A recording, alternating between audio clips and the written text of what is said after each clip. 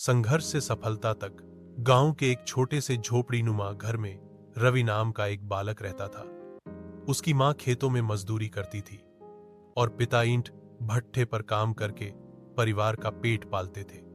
घर की हालत इतनी खराब थी कि कभी कभी उन्हें 2 वक्त की रोटी भी ठीक से नसीब नहीं होती थी।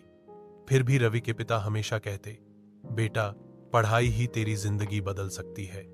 पर किस्मत ने जैसे उसकी परीक्षा लेने की ठान ली थी। अचानक एक दिन उसके पिता गंभीर रूप से बीमार पड़े और इलाज के अभाव में उनका देहांत हो गया। घर पर दुख और गरीबी का पहाड़ टूट पड़ा। अब मां ही परिवार का सहारा थी। वह दिन रात मेहनत करके मजदूरी करती ताकि बेटे की पढ़ाई न रुक जाए।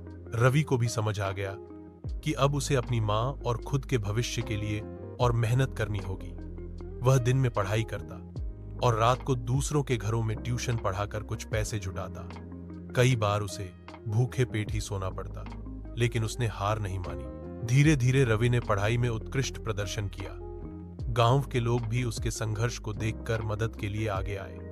रवि ने लगन से पढ़ाई जारी रखी और सिविल सेवा परीक्षा देने का सपना देखा। वर्षों की मेहनत और अथक प्रयास के बाद आखिरकार वह दिन आया जब रवि का चयन भारतीय प्रशासनिक सेवा IAS में हुआ।